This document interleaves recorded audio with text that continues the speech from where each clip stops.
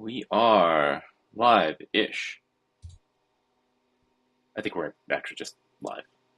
Let We me are. pull up the feeds to make sure. To Huncom at the feed is live. You are live. Do you want to go to your live dashboard? Sure. Let's see what happens. Oh, Okay. show me the live dashboard. I mean, it's just stream.place.live, and it I mean, looks a I little. can't see it because I'm not logged in as. Yeah. Who am I logged in? So Yeah. what you've got is sidebar with the normal stuff. Um, something telling you whether your streaming quality is good or not, the preview, stream health, the chat, and the stream settings. So I think our stream quality is pretty good, to be honest. exactly. Yeah. So what are we even afraid of? Is what I'm saying. Nothing. Um, yes, we are impervious to fear. Hi, everyone. How's it going? It's another Friday. It is We another Friday. edge ever closer to North American Smallpox Celebration Day. Yes, indeed, which will be abundant with local fauna and I guess traveling. Yeah. Not for Yeah, me. I'm going to make mince pies. you're going to make minced pies, and what are you Yeah. mincing to put in these pies? The stuff that British people mince, so fruits and things. They are sweet, No, and they are a traditional Christmas food, huh? and I miss them. You can probably get them. You can get them in the US. I think Walker's imports them, Huh? and they're very nice. And you're supposed to start eating them. Um, You're supposed to yeah, start eating them. from I don't know, like from the beginning of November or whatever. It probably gets earlier and earlier every year. Straight after Halloween, just go straight into eating Yeah, the Christmas seasonal food. right. I mean, at some point, actually, you know what? I wonder.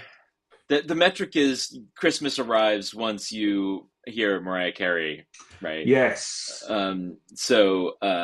If and you got to think of it from Mariah Carey's perspective, which is the longer the Christmas season becomes, the larger the payday for her, right? So it is in her best interest if Christmas is as long as possible. And so I wonder to what extent she's actually single handedly forcing the Christmas season to be longer and longer. You see, if I were an enterprising social media person, then every year I might produce a live dashboard of the number of Mariah Carey streams to show peak Christmas or to say, okay, well, this is when Christmas is beginning, when we Yeah. reach a specific. Spotify could do that, I bet. On the 1st of November, on the car ride to school, or I think in the first time that we were all in the car together, on the 1st of November, I put on Mariah Carey as a homeopathic dose to start inoculating ourselves. Just one Mariah Carey on the 1st of November, and then you start getting you get Woof. prepared for it. Yeah, it's funny to me because, of course, like there's the competition that I've heard about is whether how long you can go without hearing George Michael's "The Last Yeah, Christmas." Whamageddon. Yeah, Whamageddon, and I find that funny because like I mind that song way less than Mariah Carey's. Yeah, Yeah, very different contexts for me. yeah, Yeah. because Um, Going out with friends to clubs and the inevitable hearing Whamageddon, hearing Last Christmas in pubs and things. yeah, that's fair. Right. Whereas, because Mariah Carey came out later, so Yeah. I don't think she existed during my more tender formative years. Yeah, for me, that's Whitney Houston, and the reason why was I would go skiing during the winters in an era prior to cell phones, Mm. and that meant that you were just subjected to top 40 radio while stuck on the chairlifts, and that meant that you got a whole lot of Whitney, a whole lot, and that turned me off of Whitney for quite a long time. Yeah. Um, but enough of that. Yeah. What else has been going on in the past fortnight? Well, Blue Sky, the PVC, continue to do things. That's true. They've continued to do things in terms of, I think everyone can agree, speed running what it is like to moderate an increasingly large or increasingly active, large and diverse user community, um, and speed running what people's expectations are around how moderation works, regardless of how realistic those expectations may be. Yeah. I'll say that. Yeah. And this is one of those things like how inevitable is some of this just given the structure of social media and people's expectations, I think, right? Yeah. I feel like some of this is core tension with the messaging that Blue Sky's put out over time and um, where they've sort of ended up practically, right? It's been interesting to see them shift around some of this. And hold on one second. I feel like I should have one of those flip charts, right? Or the thing where you write the number in, where it's like days since Blue Sky has had a preventable communications crisis. Well, some of this is not, and actually, that's one of the other interesting things about the extent to which people tell Blue Sky to hire a comps person, and Blue Sky's steadfast insistence not to. But part of that is that their team has actually been out there communicating more, Yes. and I think to some benefit and to some confusion and consternation. And that led to me half joking that how many different voices, Blue Sky voices, are there?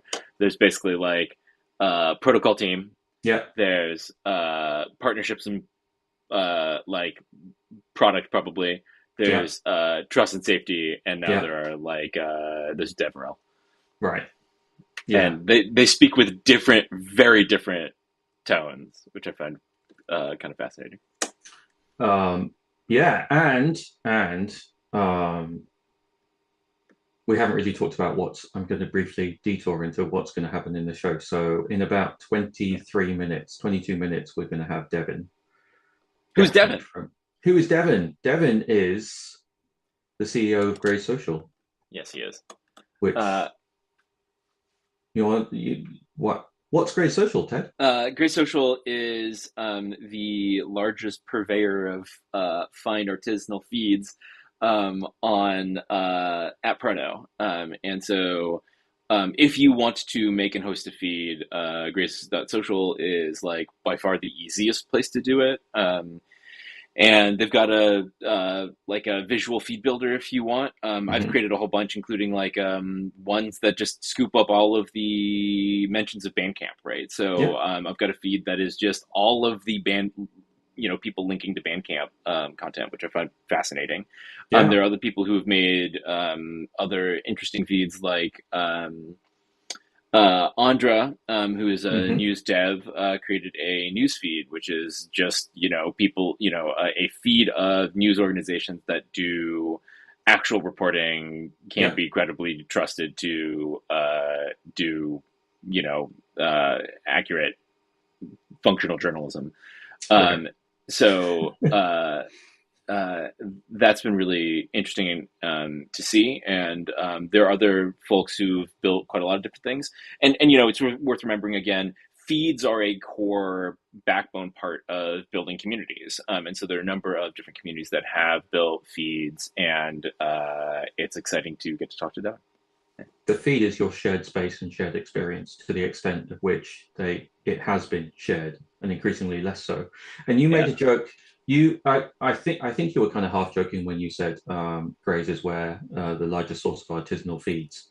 And I want to clarify that a bit um, because they are human made feeds, right? And they are auditable and you can see them and they are transparent. So um, the point about them, I think all of them, right? You can remix them in the way that, Glitch encourages you to take a look at something, see how it works, and then modify it. But the big deal is the transparency part, and a human makes the decisions behind Yeah, implementation, which is the same for any algorithmic feed ultimately. right. Well, and so I would say it's not just that. Like, I don't think that it's just that humans have created them. I do think that being able to inspect them is cool.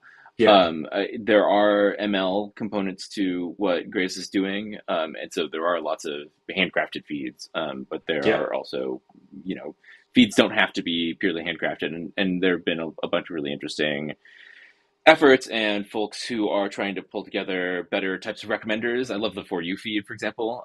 That's mm, probably one of my go-tos by one of the Space Cowboy 17. I want to say mm-hmm. Space Space Cowboy 17. Um, and yeah, there's it's interesting to see the extent to which all this stuff is customizable, and how much adoption that actually gains over top of things like the Discover feed, which everybody has installed and literally nobody is satisfied with. So Yeah. yeah, I have a theory about how Blue Sky is doing its communication, which is there is a certain style of startup where transparency, and developing in the open, which, overlaps in the Venn diagram with, you can see our stuff, we're developing an open protocol. You can, here's an implementation that we've got that you can put together yourself and you can run it, sure, which includes people in the company are allowed to have their opinions and voice them because they are sharing and they are being open and transparent in the same way that the code is in some way with the rest of the community. Like it's a default posture. And that is absolutely fine compared to, for example, a posture that might be seen in a negative light, which is getting your story straight before you talk to anyone. yeah. Gosh, there's probably a lot to say about that, and like again, the extent to which Blue Sky is a um, Blue Sky is a protocol company, Yeah, consumer app company, or yeah, some combination therein. And again, yeah. how many voices does Blue Sky speak with, and how many should it speak with? I think And that which that is ones a at matter which of time? strategy. Yeah, yeah. So Um, there's that. Uh, yeah, and all the different um, expectations and the differing uh, levels of knowledge about what it takes and the mechanics of a social network the size of Blue Sky. yeah, So it feels like even while operators have the potential to speed run, well, this is what it's like to moderate content for an increasingly large platform. The users of those platforms, and I suspect a stunningly small percentage of them, may start to develop over time an appreciation of the complexities of large scale moderation, while at the same time being unhappy with how it works. yeah. I don't know. I mean, like this is one of those things that I think about. What are the existing sorry, there is prior art. Is basically what I'm trying to say, right? And if you look Yeah, at the way that people who moderate message boards experienced the internet in the early 2000s, right? I don't necessarily like that becomes asymmetric very, very fast. The vast yeah, majority of people do not know what moderation looks like, yeah. or how it functions, how it feels, or why it's hard. And this actually, I think, gets back to the core of like, what's composable moderation mean? Don't know yet. Well, I mean, we could say some things, right? Like you can stack some stuff up on top of Blue Sky's existing moderation, but Yeah, ultimately you are building on somebody's substrate. The yes, question is whose substrate. And right now, the two choices in terms of substrate is essentially um, Blue Sky or right. Black Sky. Or Black Sky. Yeah, Yeah, and maybe that's a I don't know. Maybe that's okay. It depends on the positions that Blue Sky wants to take, and they have yeah, made increasingly clear that they want to have um, they are not laissez-faire about the way that they moderate content that shows up on their platform and the no, content that they host. Um, And uh, I also, on the other hand, and this is the thing that I've gotten in a couple of arguments on the internet, which I know is bad, both good and bad praxis, um, where people are like, these are architectural decisions that Blue Sky has made, and it didn't have to be this way, and we could do other things differently. I'm like, yeah, and the consumer internet is based off of like good defaults, and the defaults actually really critically matter. Yeah. And so like it's not the case that you could launch a consumer social service with a moderation system that you have to individually construct yourself. That would be madness. Yeah. And so the question really is arguing about what the default should be, Yeah. and how to what extent people do need to customize, and how do they do that? And this is the part where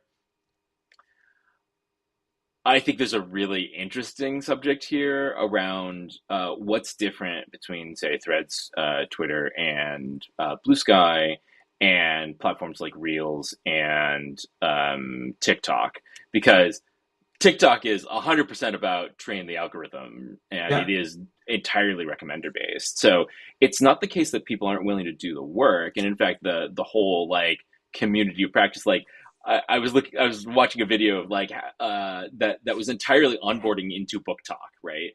Mm. And the entire onboarding was, you just need to start interacting with the algorithm in the following ways, and like maybe you start by searching, but it's really about what shows up in your FYP. And I'm like, that's a crazy way to talk to somebody about the way a system should work in some ways, and on the other hand, entirely intuitive, right? And yet it's TikTok, and millions of hundreds of millions of people use it. Yeah. And this is the kind of thing here about like, are people willing to customize and put the work in? Yeah, they absolutely are. But what is the attractor, and what are the things that draw them? And you can't expect people just to show up and do work for you with no payoff. But if Right. people see the destination, yeah, people absolutely are willing to do work. I think I think another point here that I've always thought about is what's the mechanism for curating, or what's the mechanism for making those decisions. So we talk about on TikTok, right? It's entirely recommender based. So you need to go and find the stuff that you want to see, and then you need to Mhm. go watch it, and then you will see more of it. Um, and the thought that crosses my mind is when you want to tell, when you want to provide signal that you don't want to see things, right? Or you want less of that. How easy is it to provide that signal? And what methods are there to provide that signal? Other than just looking at other stuff more. And on TikTok, right, every so often I see some stuff from an account which is someone just reposting other shit, and I don't want to see that, so I have to go to their account, and then I have to block it. I think an intriguing thing would be, what would the UX be around explicitly saying that I don't want to see stuff like this. And my provocation here is, what would a feed look like that had the exact same mechanics as Tinder? Like you can like it would seriously be as easy as a swipe left and a swipe right on I want to see more of this and I want to see less of this. But on Tinder, it's I do not want to see this ever again. Like I am not interested. Like I don't want to see this ever again.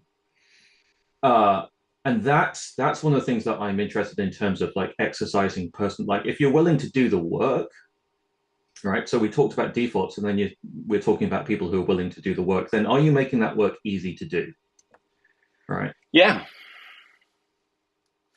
What's interesting to me too is the extent to which, are you just doing this work for yourself? Or are you doing this work with for others too? Right. Right? Like this is the whole thing about like composable moderation stuff and like DIY things. And like, right now, the way that you do moderation for other people is you set up a labeler, and you have to cr- like drive adoption of your labeler, which is like not really as simple as, here's my experience, how can I share it with other people? Right. That I think that's kind of changing, right? Which is Blue Sky's experiment with managing replies. and what you see in replies, because I think they said that one of the signals that they are now using or experimenting with using in whether you as a poster see replies or not is based on the moderation signals that they get from everyone else on that particular account, right? Yeah. Because one of the issues here is agency in terms of the poster or agency in terms of the user, which is, wait, you are now making decisions or you're making more decisions on what I can see based on other people's input, which is already the case in terms of the entire feed, right? Which is already the case, I think, in terms of, for example, identifying spam actors, right? Um, at a high level, if an account gets enough negative reports, then it just gets removed for everyone. Yeah. But the intrusion of this into your replies, which I can imagine as, the immediate environment around a post is my space. And I want to have more control over what comes in and out of the space of the replies to a post or the tree off a post versus I can kind of intuitively get that Blue Sky is more in charge of the entire feed. But yeah, but they're also not, right? The feeds are also customizable spaces. Yes. Yeah. And with that, a challenger appears. Ta-da! Oh, he's early. A little bit. I toss him the link a Uh, little bit early, and then he's around already. Hello, Devin. Let me. Oh, Hello. can I make you big? Whoa. I can make you big. Uh, dun, dun, dun. Wow, Dan, look at that. we gotta move. Wow. We gotta move over and make room, Dan. Wait, this way? This way. Yeah, you gotta go the other way. There we go. Yeah, there we go. Okay. Wow. I go Hey, further Devin. back and then make Hey, how's him. it going, guys? Going all right. We can This is make great. Wow. Devin big. Wow. How tiny can you make me? Can I be like I a actually small bean? yes, we can make Wow. you a small bean and look over down at you if you'd like. Wow. No, Right, you this can way. make me however Can big or we, small you want to make me. can crush Okay. your head? Can I crush your head? Can we make you as large as Dormammu? Uh, maybe not. Okay. How about everybody is roughly speaking regular size and we can actually have a That chat. seems that seems that seems appropriate. I did wonder if this backdrop was going to be slightly problematic, Ted, in that people would be trying to figure out which one of us looks more like Benedict Wong. Hmm. Yeah, I suppose so. But Marvel has leaned into the multiverse, so Yes, we can that's say it's true. me. Hey, Devin. um, Hey guys, how's it going? that's Pretty going all right. good. Yeah, Great. I'm off of 4 conferences in 6 weeks, which has been an exciting time. Most of them happening to be here in the Bay Area, which has been nice. And only one of which was at least interrupted by messages about ICE. ICE didn't actually show up, but ICE did in fact show up in Oakland to arrest grandfathers dropping off their daughters, so their granddaughters. So that's great. But aside from that, it was really interesting to be at all these conferences and see different kinds of things going on. How have things been with you? Good. Let's see here. We've been chugging along. Personally, my wife is out of town this week, so I've been able to just kind of lock in, as the kids say, and work a bunch. Take the dogs on a bunch of walks. Professionally with Grays, things are going pretty good. We are we've done a couple of pretty high profile projects with Mm. big PBC that I'm super excited about. Ooh, that's exciting. Yeah, and I think I can speak a little bit about them in maybe generalities. It's all public, right? I mean, all the records are right there for you to find, right? All the I gave If you you just I did gave you some all the clues, journalism, Mr. Police or man or whatever. So we've been doing some high profile projects. We've been also moving a bunch of our backend services around to different providers, trying to make it a little more robust. Yeah, doing a bunch of customer support, talking to Cool. users, doing surveys with users, finding out how they feel about things. Tomorrow is the 365th day of us, I informally being a thing. That's when we congratulations. started like actually tracking like metrics. Yeah. So I Amazing. call 22nd the day that we started. So Sure. Yeah. If a tree falls in the woods and nobody's there to collect metrics, doesn't matter. Yeah, what even is the start of a microservice, right? When is a microservice born? Yeah, It's one of these when you like know what the philosophical. numbers are. Yeah. So, Well, so that's super exciting. Dan and I talked about wanting to chat with you partly because of some of the stuff that y'all have been launching, and uh, in particular, some of the stuff that had happened around the New York mayoral election, which I thought was mhm. really interesting and exciting for a bunch of reasons, um, including the sort of social media strategy that the Zoran Mamdani campaign had rolled out, because like it was wild how omnipresent that guy was, and interesting to me in terms of the spaces that he was showing up in, which were mostly cultural spaces. But the other thing was, as I've been talking about with creators, just generally speaking, like this dude was, and his team in particular, was so effective at clipping and showing up in places. And then on the flip side, the question really was, what did the coverage look like? And how were people kind of tracking the overall narrative of what was happening in New York, broadly speaking?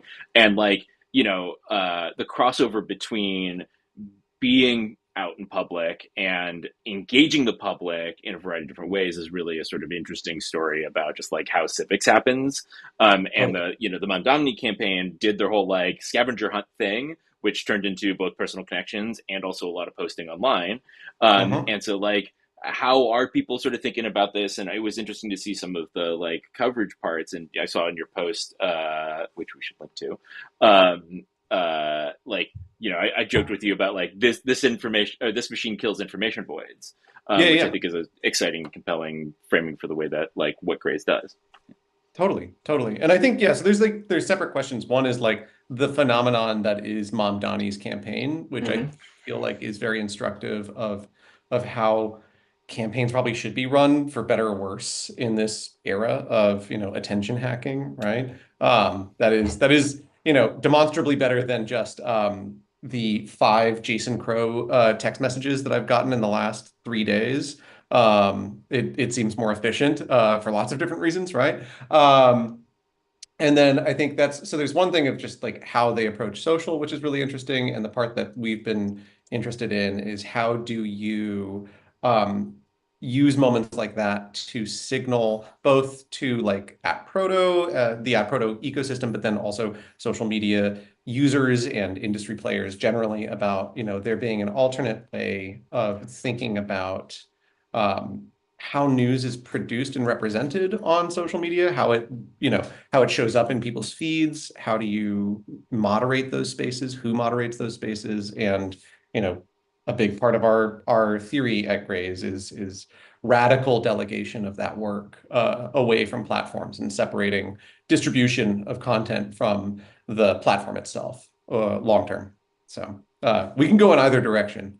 But yeah, I feel like those are the two sorts of things there. Yeah.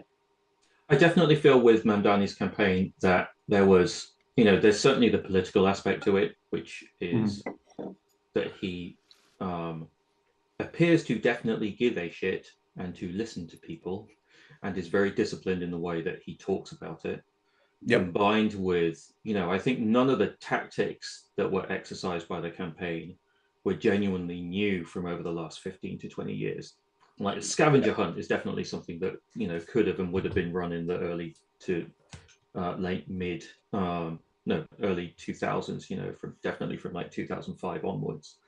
So it feels like at the very, like the base layer is that you've got someone who is um, a genuinely capable and attractive political operator, who definitely appears authentic, Mhm. combined with enough ease with a comms team or a campaign team who know what they are doing and know how to use the platforms and have been Yeah. given the leeway to do that, even to the extent that it feels like Mamdani has actually, for lack of a better term, kind of leaned into it and is into doing that, or acknowledges that campaigning in that way is a price or is just part of the job of Yep. what you need to do. So I feel like there's the base of all of that, and then you know really interestingly there's everything that you're talking about on the other side, which is okay, well, what is the information ecosystem like now? Yep. What direction do we want to move in terms of openness and agency and transparency? Hmm. And that separation of concerns from distribution and publishing and editorial decisions and so on. Yeah. Yeah. Yeah, I mean, the way that I was framing some of this is on the information void side. Like, there's been this really interesting movement around niche publications, sort of spinning up, whether as sole proprietorships or as like co-ops, whether that's like for Media, whether Yeah. that's Maria Cavas's Handbasket. You know, there's a bunch of people who are publishing themselves. Of course, like Substack has tried to capitalize on this in a bunch of ways, which I think are creepy, and people shouldn't support the Nazi bar. But like the pattern is sort of like replicating, and what we've seen in years past is local outlet will break a news story and then just get stomped on by national media. And it's interesting to me to see opportunities for local outlets with their community to build spaces where their expertise is recognized. And that's one of those things where I'm like, yeah, like I think that there's a practice here, and tools like Grays are useful for being able to demonstrate and be first on a story and again fill those information voids. And then the question is, what tools are actually there for people to own and promote those spaces to get the recognition that they should get. Yep. Totally makes sense. And I feel like this is something there's I'm going to talk a lot about Grays and the strategy of Grays, right? Yeah, please do. No, we want you to do that. Please Yeah. do that. Yeah. So, I think something that's uh, the Twitter and Meta and all of these other companies have 1,000 times the resources and 1,000 times the staff and a 20-year head start, right, on Yeah. developing algorithms, right? So they can sort of, if you're playing pound for pound to create an algorithm, right? It's very, very difficult to beat them at their own game of just simply building a more engaging system, even if, making the big assumption that you want to create something that is more engaging, right? Engagement does not necessarily mean quality, obviously, right? Mm-hmm. And so, a big part of my theory of how ATProto and Blue Sky wins long term is not to compete on the axis of platform wars, trying to build a better algorithm that is more engaging.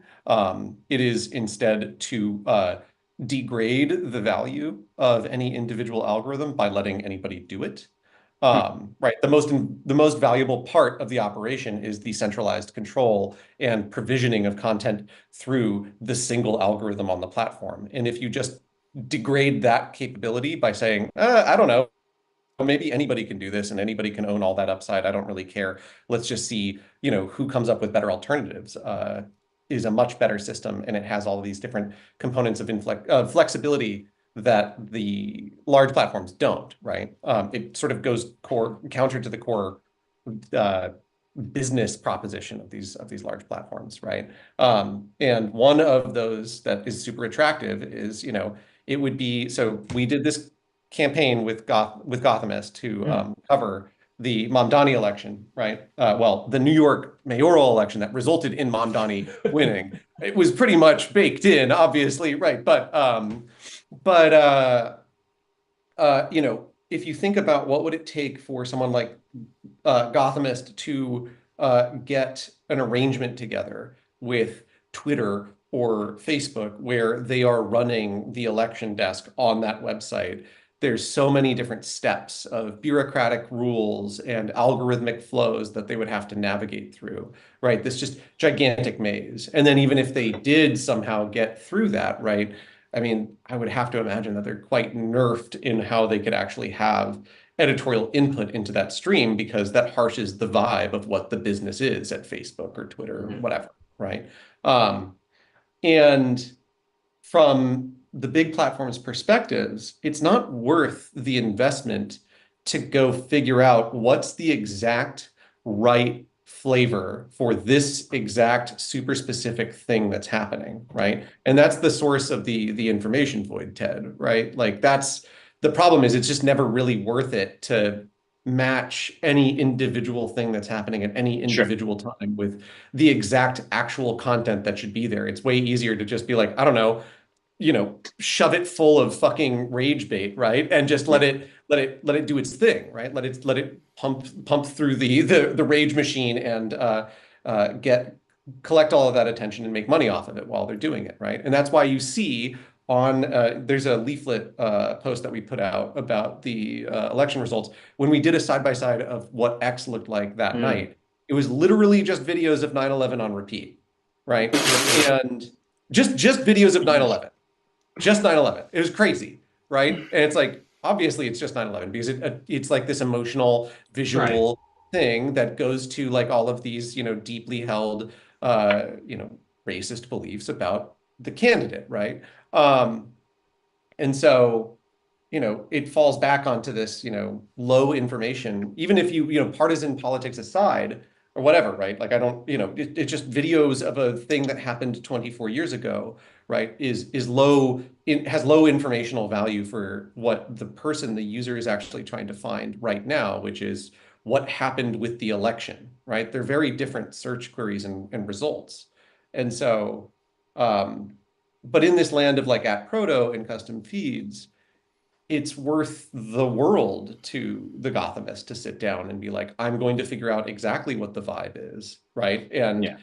I get to own all of this upside and command this high profile space. So it's worth the investment to like make a high quality informational feed.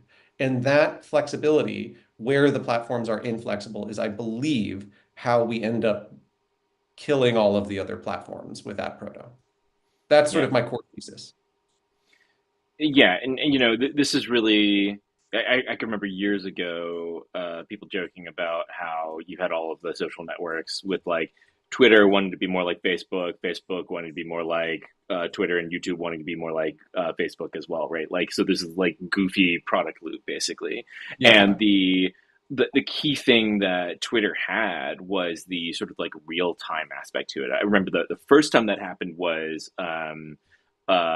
the flight landing on the Hudson, Sure. Sully landing that was the moment where people were like, "Holy shit! There are pictures of a plane Mm. in the river." Yes. And that being really nuts. But like the core thing about like X is not Twitter in a whole bunch Yep. of extremely meaningful ways. And the question is whether that particular aspect is something that survives or not, or if there's actually a space for that other places. And like right now, X still has essentially the size of user base, active user base over Blue Sky. Yeah. But that's a thing that potentially changes over time. And some of that is like actually what information voids are filled fastest, what is the premium or what's the arbitrage on actually getting to that information quickly enough. Totally, totally right. And the if you think back, I mean, it's I had this realization a couple of days ago, a couple of weeks, whatever, about how radically different Twitter was as an affordance, not even just pre-Elon, post-Elon, but like somewhere, I don't know, in the last 10 years, right? If you think back to like the Arab Spring or whatever, Yeah. right? Mm-hmm. These moments, right? The technology was at the level of quality where the state of the art was to directly annotate content with hashtags for breaking Hmm. news events, right? And there was like a sort of flocking behavior of consensus on what the hashtag would be for a thing, right? Obviously, another very canonical example is, that's still in practice. And maybe the only one that's still in practice really is like conferences, right? Um, Yep. the I think the it feels like from my own experience of the internet that practice really diminished over time as Yep. maybe as algorithmic Yeah. generation increased. The sort of the pressure for needing direct annotation like that decreased as like the ability to build search engines against the content increased. But I feel like custom feeds gives you the ability to meet and well exceed what that hashtag was doing as an affordance 20 years ago, right? And then also be able to outcompete, direct Elasticsearch for relevance, because it's obviously just more targeted, right? It's like, what if somebody actually just wrote the Elasticsearch query, right? Right. Instead of like a machine generating it, right? Um, so so yeah, I don't know where I'm going with that, but I feel like that's sort of like another through line with all of this tech. Yeah. Yeah, it feels like one of the pressures. I can imagine that one of the pressures of moving away from that tagging or that kind of that Foxonomy tagging that everyone was into Yeah. at the time was this is great, and it's doing a wonderful kind of community coalescing around an event that's happening right now, and then the canonical tag is emerging from that. Yeah. And I bet part of it was the suspicion that, but there's other content that's probably relevant that isn't being seen that we think should be seen because it just doesn't happen to have the right tag. And we could Yeah. do a better job than Foxonomy tagging and then people having to do the tagging themselves by replacing it with this. Yeah. And I consider, like, I'm not saying that that's the only reason. I think that's probably one of the most charitable reasons for Yeah, going in no, there that was a lot direction. of there was a lot of like sleepless nights spent in grad school and in product land, of where's the other content that we're not capturing for Right, this event right now, right. right? How do we make sure that we have as complete a picture of this protest or of this, Yeah. political event or whatever, right? Do we go back to the user and then, the users that were heavily posting and then sort of like agglomerate from them, et cetera, right? And I think you said But an interesting thing there about the thinking back then of how can we make sure that we've got the most complete picture. Whereas now you're talking more about what's the most valuable picture or what's the most informationally correct picture or the one that's filling a void. Because mm, complete can also just mean in terms of volume and not just in terms of quality. yeah. Yeah. I Uh, mean, I just want to disentangle one other thing here too, which is like the thing about the explicit tagging, and I just want to call out like folks like Andy Carvin, reportedly, and Kim Bui and folks like that who were doing uh, both real time reporting and effectively librarianship and sort of archiving at the mhm. same time, was extremely intentional and also a like live wire act, which was like pretty wild to see. And so Yeah. like the actual, not just at the like shifting to automating parts of this like actually does change the relationship in terms of who the actors are, and Totally. that's one of the reasons why I think it's interesting to see what does curation look like, in the models that we're talking about, and how is that assisted by the automated mechanisms, because like there was a thing like what I'm explicitly calling out is replacing this with automation does not fully replace what was actually happening at the time, right? Yes, completely, completely. Yeah. Yeah, and I think, there's certainly problems with automation, right? The thing that automation gives you is the ability to manage these a lot more effectively and Yeah. scale out these efforts to be more representative of more things that are happening out in the world. But then, of course, right, there's all sorts of things that are bad about automation, right? Yeah. But yeah, It allows you to do bad things at scale. Well, I mean, here's another piece to this, which is the extent to which folks like Andy Carvin were just sharecropping for Twitter, right? And to what extent are the feeds something that are owned by the people who are actually doing the work, and who's deriving yeah, value from that too, which I think is yeah. an interesting question. Yeah, so okay. One goal of Grays is to give readers, consumers of the internet, better informational flows than they can get anywhere else. Mm-hmm. Hmm. Because better informational flows, ideally with these like a mix of, these automated systems with human judgment directly leaning into what the design of those automated systems are, and Hmm. trust from the reader in the human that is making those systems, right? Hmm. The other piece is, you know, I mean, Reddit is a many billions dollar company, based off of the proposition of what if we take all of the labor of these individual humans that make our business workable, and give them nothing in return, right?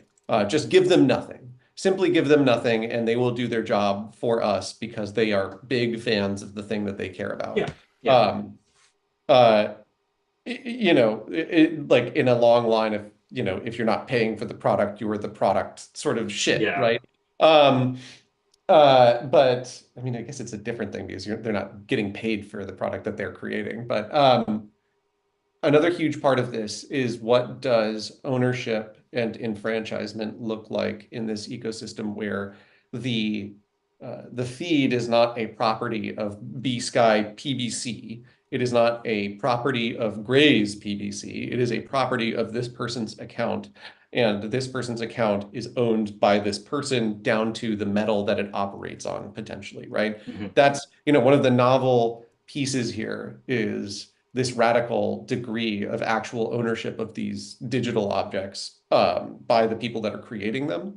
And so, what we believe is like honoring that and expanding on that and giving people access not just to create these objects without having to think about, APIs, but then also be able to make businesses out of these objects, where they are able to decide, do I want to monetize it? Do I want to, if I cultivate attention here, do I want to run sponsored content in here? Do I want to charge people subscription fees for different tiers of usage for this space? Do I want to charge fees for preferential, attention being directed to different members of the community, whatever, right? All sorts of options. Do I want to run just donation links, right? How do I steer this community? How do I steer the attention that I've accumulated in this space? How do I make money off of it? And it's not just for the sake of making money because money is good. It's the again, this deep sin that Reddit has committed of basically giving nothing to these people that are putting real labor in, right? The value is in making these spaces spam free and making these spaces safe and clean and curated and clear for the readers, right? And these are adversarial spaces. As these things expand, right? Uh, Newsrooms will figure out how to, I'll just simply pump my article 15 times, right? Or whatever. Or, I'm a member of Book Sky, so I'm going to just start spamming my book over and over into the community, which requires a response from the moderator, Mhm. right? Mhm. And what does the moderator do? Do they ban the person? Do they come up with a policy, right? There's like all of this actual work that's happening. And these people, in order to do this work in a respectful and equitable way, need to be paid for that work. Um, it's not much more complicated than that. And I think the ramifications of that, if you have a system that, Blue Sky doesn't have 40 million people, it has 400 million people. And 80% of the distribution is going through these, community-oriented feeds. I think what you also end up with is this independent sort of economic voting block within the constellation of this platform where, these people have real voice in what happens. They control the flows of capital through the system in this very meaningful way that Reddit moderators do not. It's like, what if you have a Reddit blackout where in addition to the subreddit going offline, which I think technically the Reddit, the company could just be like, no, it's not offline, fuck you, right? That happened.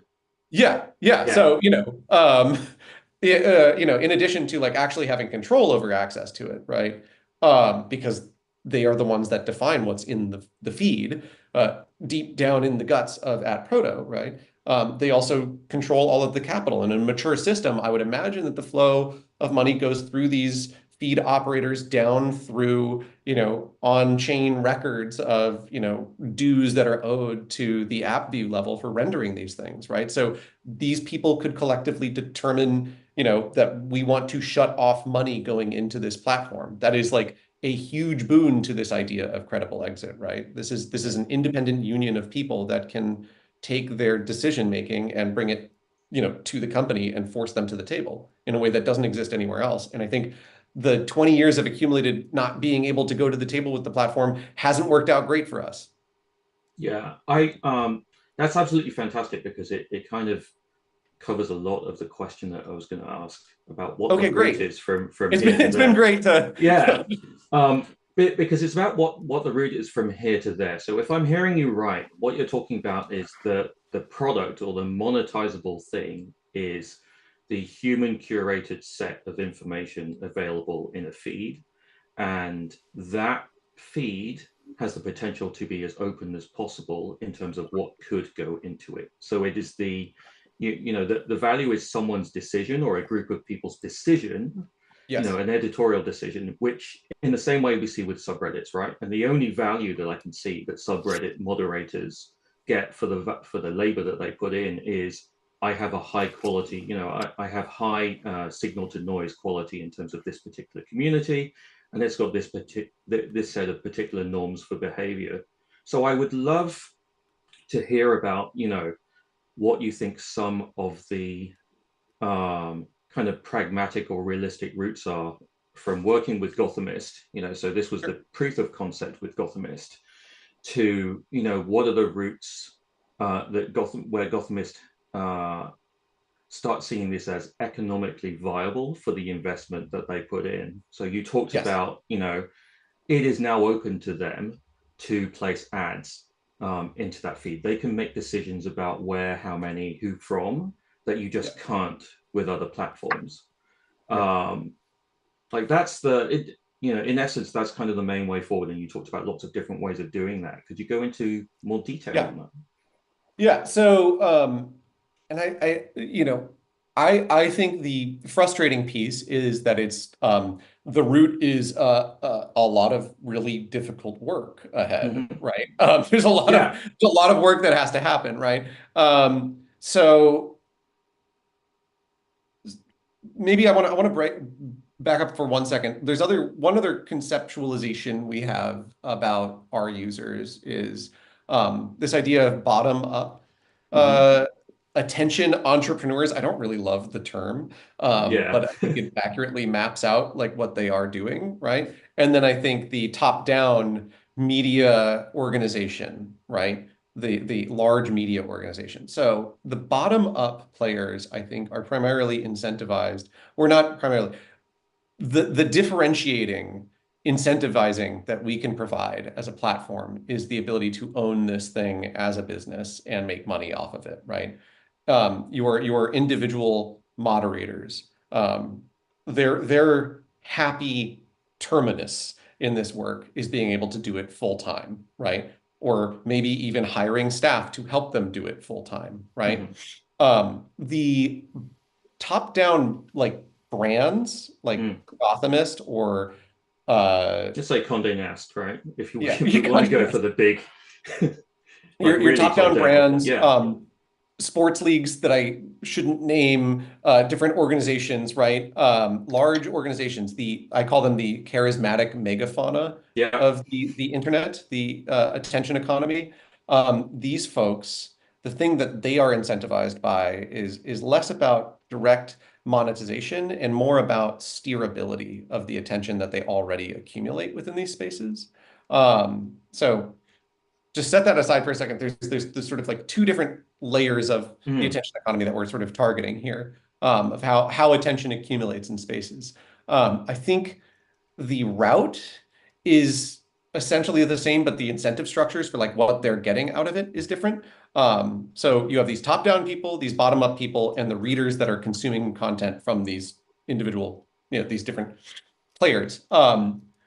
The goal is to give the top-down players more control and more ability to steer than they get anywhere else, more editorial vision, more, curation powers, and the ability to inject, hey, here's where you subscribe to us or whatever, right, into the stream than they can get anywhere else. And do it in a way that is seamless and do it in a way that like does not require a lot of time investment for them to create the channels within ATProto. That's a And huge differentiator. They don't get that anywhere else. that is What was that? qualitatively different than the choices that they get with Facebook and Twitter, Yes, yes, basically, right? Because yes. the power asymmetry is just not there. It's like you have to Yeah. take what Facebook says you're going to get. Yeah, so we can give them a deal through this flexibility of custom feeds that the other platforms don't have. We can give them a deal that's better than they can find anywhere else on the internet and give them more control over their representation of self to their audiences than they can find anywhere else on the internet. So, okay, now we've given them something that is enticing enough to stick around and play the game. The bottom up people, we give them a deal that they can't find anywhere else as well, which is what if you actually got paid for all of your goddamn labor, right? And so now we've enticed them to stick around, right?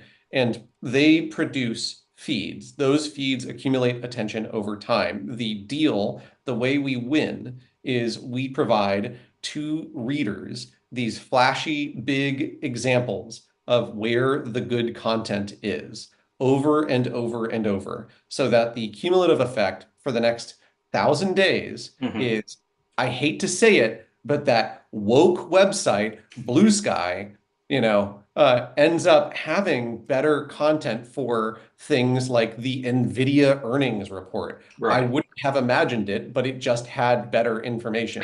And so when there's another NVIDIA earnings report, we retain more of those people for the next round, right? I think it's just that, literally for 1,000 days, where every day we are showing to different communities that we have better informational affordances than they can find anywhere else on the Hmm. internet, because these other platforms have degraded theirs so much Hmm. that, like, they're not actual information environments. They are hostage situations with user attention. Right. I want to go Yeah. into that in more. I want to go into that into more implementation detail, Sure. because the way that everything is architected right now is that someone uses Gray Social to produce a feed, and that feed is consumable and accessible on ATProto. It's public because it's on ATProto. And right now, the dominant app view where anyone is going to access that is through Blue Sky, Yes. the app view provided by the PDC. And right now, the ways of monetizing that are Gray's providing not the aggregator, right, but um, the group of people making that editorial decision about curating what goes into that feed. It's giving them the control and autonomy and agency over right now what type of ads show up in the feed, how they can refer out and whatsoever. But it's singularly a feed that, for the vast majority of people, is a feed that can be viewed in the Blue Sky app view. But if I'm getting this right, that feed doesn't just have to be in the Blue Sky app view. If I am Condé Nast, or if I'm, say, a major sports league, and I want that feed or that kind of informational product to be available elsewhere, Yep. then I can definitely do that because it's built on an open protocol.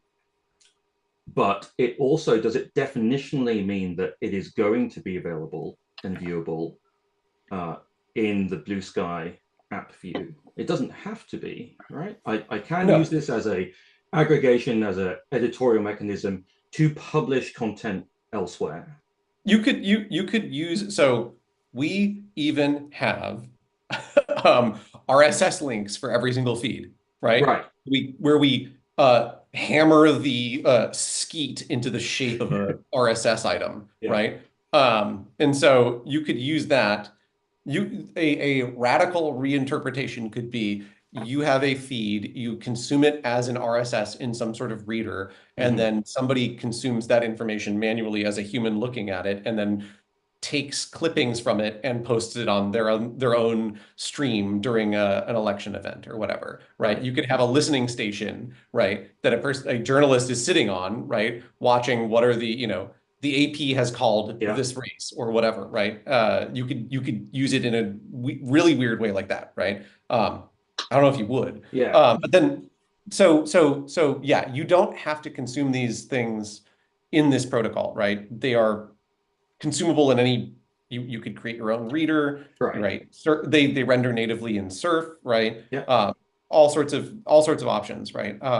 But I think the other piece here that gets really interesting is, right now, Graze is pinned basically to the Yeah. Skeet object schema, right? So Mm. we consider all of our filtration is centered around basically two objects: the user profile, the Mm-hmm. user information, as well as the skeet as presented on the Jetstream, right?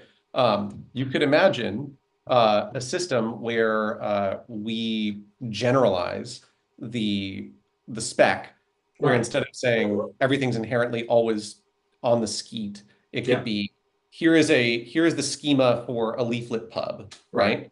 You can And ingest then from anywhere. just, here's where the text items are, here's where the multimedia items are, and then we can just apply those filters into that. You could have a feed that is multi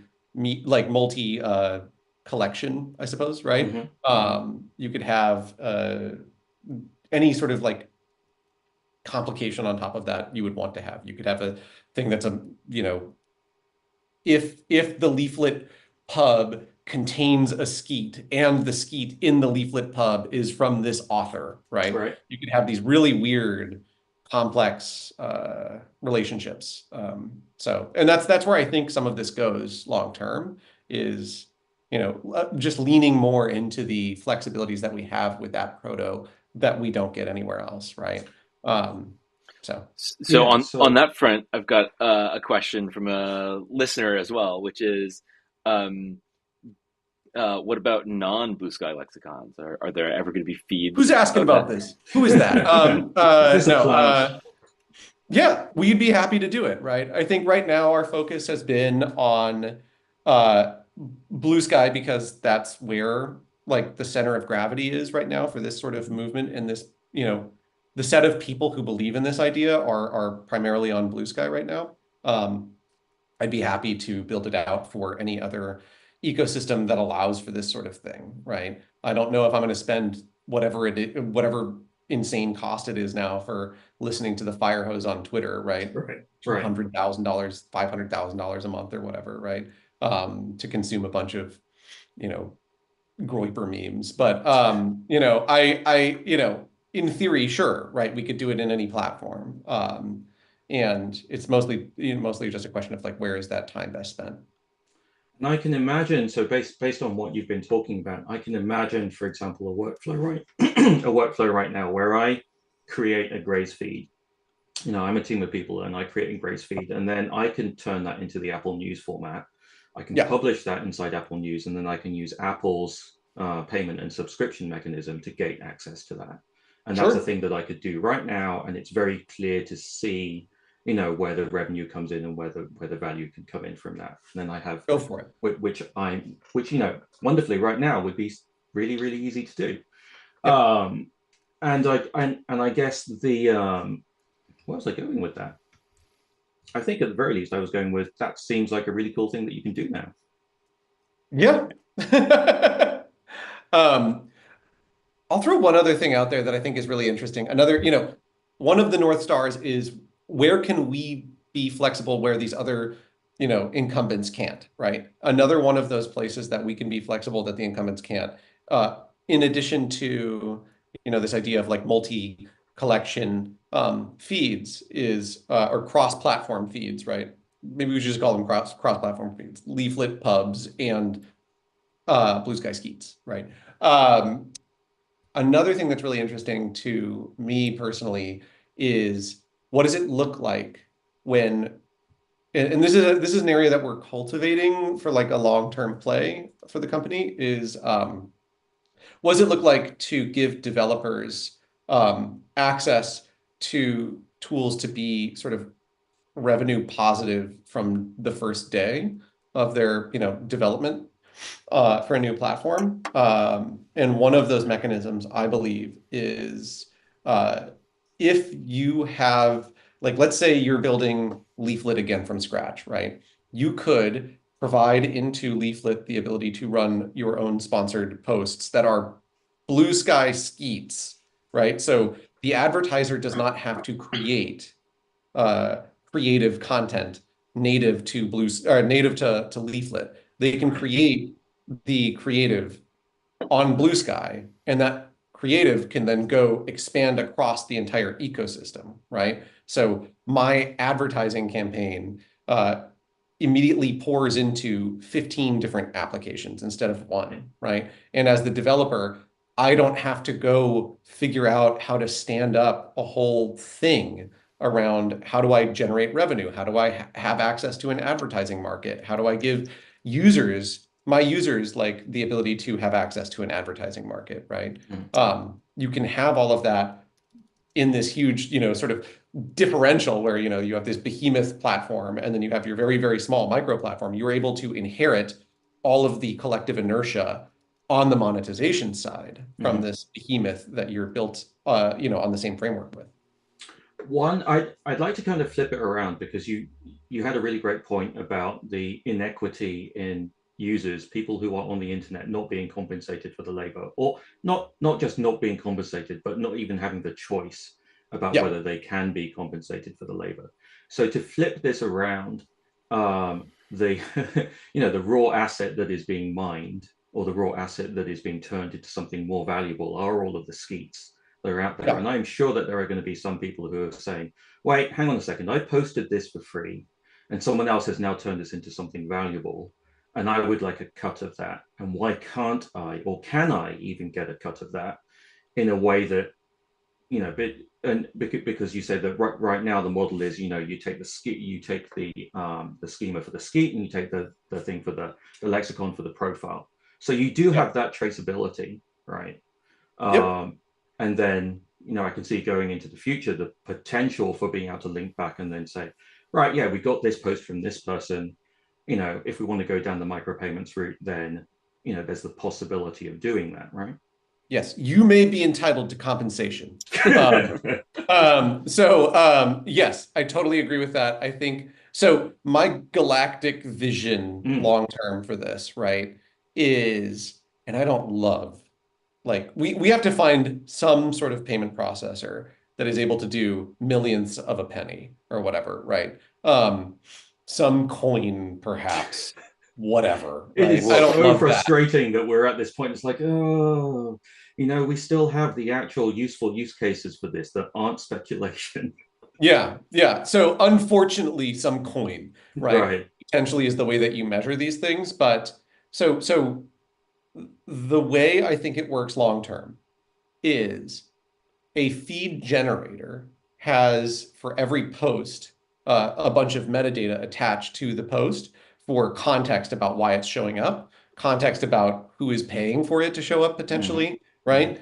And the app view signs and certifies that this post was impressed upon someone's uh, rendering screen, right? That provides some sort of proof that, like, proof of attention or Right. whatever, right?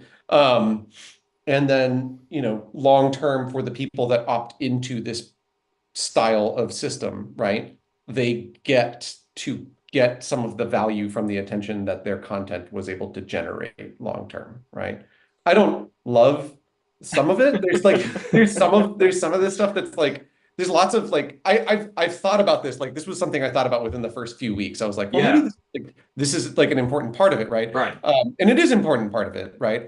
Sure. It feels like it has to be done carefully, to not also just create a different form of rage bait or whatever, right? But they certainly are producing something of value. They should also be compensated, right? That is an important long-term factor here, right? The curator is not the only person that should be compensated. Right. Or at least with the potential for being compensated, right? Yeah. We have a good question from the chat, which is how you would go about collecting the metrics for determining advertising revenue. And I imagine that completely depends upon the platform, or which, the app view or the renderer, upon where the content is being viewed, because, the skeets can go anywhere and everywhere. We measure two things right now. We measure what we are sending out on signed requests for feed generator pages, right? So we know what is being requested from Grays by app views. And then we also get information back from, I believe, only Blue Sky does it. Maybe Skylight does it as well. I think Skylight does it as well. I have to check, but we get feedback. There's this thing called feedback. Horrible name. Very descriptive of what it is. Insane name that makes me feel crazy every time I say it to like a person who doesn't know what I'm talking about. So we provide feeds, right? And then Blue Sky renders that feed to a person, and then Blue Sky sends feedback to us about what happened with that feed for that rendering for that person. Thus, feedback. So feedback is basically a system that shows us what did the user see What did the reader actually see for some definition of rendering, right? Having seenness. What did they engage with? Did they reply? Did they like it? Did they repost it? Did they quote post it, right? All of these different downstream actions. And so we get all of that information back on all of our feeds. Our users have access to that information through the dashboard. And right now we charge on the basis of what we send out. We measure that as CPM, Mhm. which is a pretty standard way of doing that sort of stuff in the ad ecosystem. But you could also charge on the other side of this stuff of charging on all of the other bases, right? So I imagine, we could have a CPA approach at some point or cost per click, whatever, right? Right, because what you're doing is right now it's predominantly available and being consumed through Blue Sky, so you rely on the reporting mechanisms for interactions with the feed that's provided to Blue Sky. But if it's going to be taken out, for example, to, if one of the endpoints or one of the places of consumption ends up being in Apple News, then, you figure that, like the developer figures that out and figures that Yeah, relationship out. yeah, Well, we should talk about where some of this stuff comes from right now, because I mean, like, ad fraud is a huge, just broad based issue, and it's interesting to talk about where and what sort of agreements or assurances are necessary within the scope of all of this, and like, again, coming back to this, who currently has the market power? And Blue Sky has the market power in terms of owning the interface that a lot of people are touching. What's so interesting yeah, about the ecosystem that they've built is other people can plug into it in various different types of ways. However, the viewing experience is still largely controlled by Blue Sky, and so you need those point-to-point collaborations or a set of standards that are auditable, right? And I think that's really kind yeah. of the key thing, which is it's not clear to me how this scales over time, but that's not necessarily a thing that's a problem either immediately or even over the medium term. But Yeah. coming up with some standards around this, or not necessarily even standards, practices, I think are going to be important. Totally. And I deeply agree with you as a person who handed my copy of Subprime Attention Crisis uh, to um, to a friend last night at a house party where I Shout knew out that we Tim were going to Wong. meet up, and I was like, you have to go. You have to if you're going to be working on this stuff, you need to go read Tim's pamphlet about Tim's manifesto about uh, ad fraud, right? And I worked on a company before this with Tim that was specifically one of the big bets for the business was to basically call the bluff of the ad industry and say, you know, can we get bots that actually go consume ads and verifiably, like I can represent to the person who paid for the ad, I saw your ad, this was a bot, right? So like you're not getting a good deal here, right? Hmm. So yeah, I think that's super important long term. There needs to be some way of doing actual verification for this stuff. I'm not super worried about it right now because I think the fundamental is that there is human attention that is clearly being cultivated. As a first order approximation, I believe that everyone that I'm talking to on Blue Sky is real, right? Are human beings, right?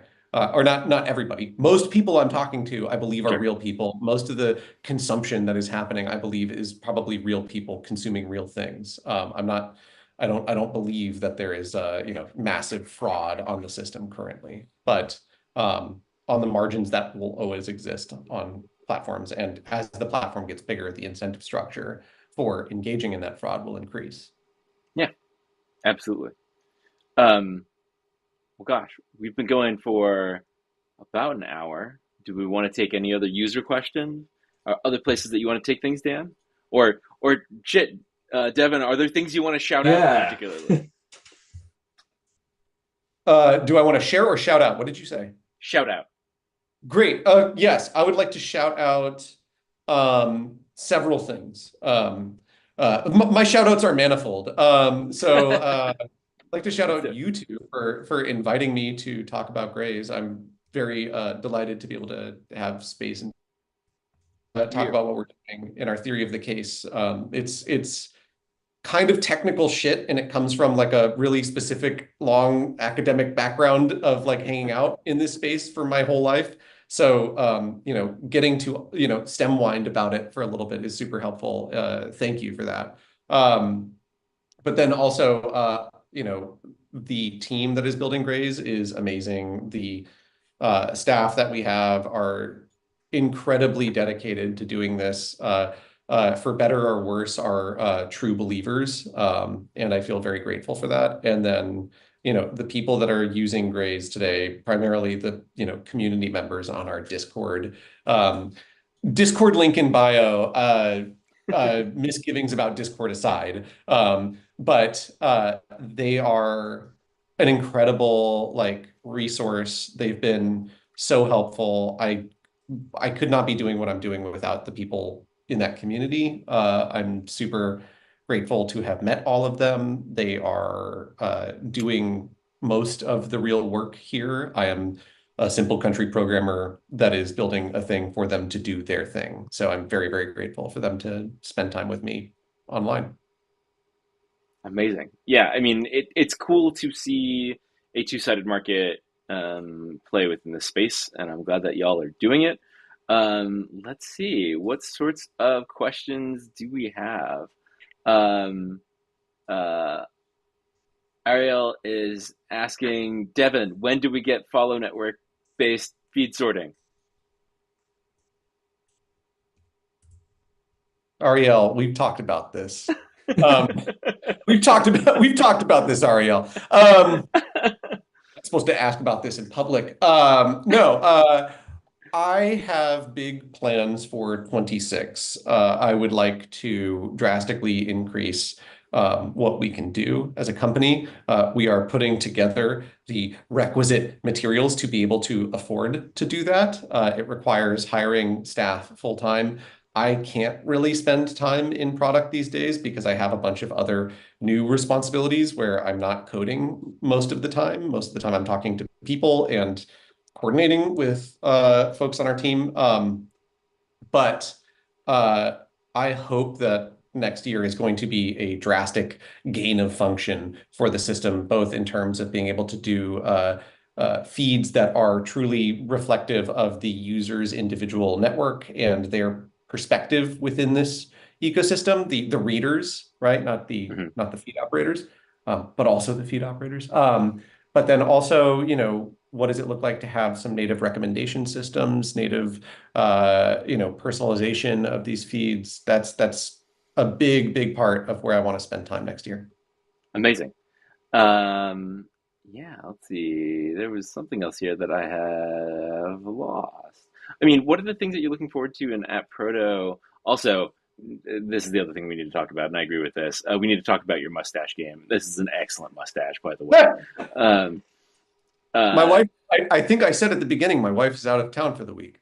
I'm allowed to do whatever I want when my wife's out of town. I can have a stupid mustache for the week if I want. uh, is she Um, out collecting teeth? Yeah, she's out collecting teeth. No, she is. So that is a joke, not about my wife being a witch, or some sort of wizard, or monster, but or tooth fairy, I suppose, more, but my wife is my wonderful wife, Veronica, who I should also really shout out, who has been my advisor for all of this stuff, and has been just deeply, deeply helpful in getting me to survive through this extremely stressful, insane year. She is in New York City. We live in Portland, Oregon, which is a tiny. Wait, what? What? Yeah, you Sorry. didn't. Do you live in Portland? Yeah. Oh, well, shit. Great. All Sorry, right. I didn't realize that you guys didn't know that. Yeah. All right. Well, great. Okay. We'll hang out sometime then. Yeah. So we're in Portland. My wife is from Brooklyn, and she is in Brooklyn this week at a jewelry show. She is an antique jewelry dealer, and the teeth reference is that back in the days before the internet, when people had nothing to do, they would craft. Sometimes some of those people would craft jewelry out of human teeth. This was also before photographs, so you could not have like a thing with you to remind you of loved ones, either children. So baby teeth specifically is a thing. I think the milk teeth, Hmm. milk teeth jewelry is a thing that you would do to celebrate your child not dying as a child, that they made it through childhood. So that was like a way to commemorate that. And then there was also different, my favorite type of jewelry from the 19th century. Now that I'm a jewelry from the 19th century guy, after being married to and living with a jewelry from the 19th century person, um, is hair work. So you would have, and the safe in the house with all the weird jewelry is locked, and I don't know the combination. I should probably know the combination so I could pull it out and show you. But the hair work is this idea where, if if a loved one passed away, you could work a lock of their hair into the piece of jewelry because hair doesn't degrade. So like there's these like rings that you could wear that would be interwoven gold and the hair of the loved one. They're very freaky and weird. And super, super cool. So anyways, yes, she's not a witch. She's a jewelry dealer. She has milk teeth jewelry, I think that's necklaces, very baby teeth. good cover for being a witch as well. Yeah. Yeah, it's just a I don't really see good those as cover for her real job, yeah. which is being a witch. Yeah. Right. Also, for someone who's going to clone and bring back dead people, and what we should totally do is that if there's any missing or damaged DNA in any of that hair, we can totally use frogs. Yeah, we're going to To be able to yeah. we're going to be able to bring back 19th century street urchin children. So it's going to be great. Yeah, West Coast living. Yeah. Well, amazing. Thanks, Devin, for coming on and chat about all of this. It's always a blast to talk with you about all these things. It's exciting to talk about where grays can go and sort of where the growth of the network and theories actually about the way that we build communities in these spaces. Yes, So totally. very excited to keep tabs on what y'all have got going on and potential for the new year. Dan, any other things you want to mention before No, we go? you've been a fantastic guest. Wow, thank you so much, guys. And you guys should hang out in person. Yeah. I've got Wow. I know where my kids' milk teeth are, so and I'm not doing anything with them. We could figure something out. There's some folks that might be able to fashion something nice for you to wear around your neck. I'll wear it. Yeah, where's my tooth feed, Devin? Follow my wife on Blue Sky. Everybody follow my wife on Blue Sky. Here we Ronnie, go. cousin Ronnie, she does jewelry of the day posts very often where she shows this weird shit in public. She's very good at describing all of it. Cousin Ronnie, all one word, two N's, IE in Ronnie, .bsky.social. That's where you can get your milk teeth fix. Yeah, here, let me drop that Gonna into make sure chat. that's in our show notes. Yeah, Yeah. just dropped it in chat as well. So shout out to cousin Ronnie, and thank y'all, and Thank we'll you so see much. you in a fortnight. Yep, and I Yeah. guess happy Turkey Day when that comes up. So, I know. Happy Thanksgiving to all of those who celebrate. And thank you all for a really great first year on Blue Sky as Grays. yeah, rock on. And we just got a question about whether there's a VOD, and the answer is yes over on YouTube. And if you go hit our feed, you can go find the link there, and that will go to the VOD in case people did not catch all of this and want to appreciate Devin's mustache funk. Wow. Okay, thanks everybody. Great. All right, Thanks, Evan. catch Thank you you so later. much. See ya. Bye, bye. Bye. Okay, where did I put the OBS?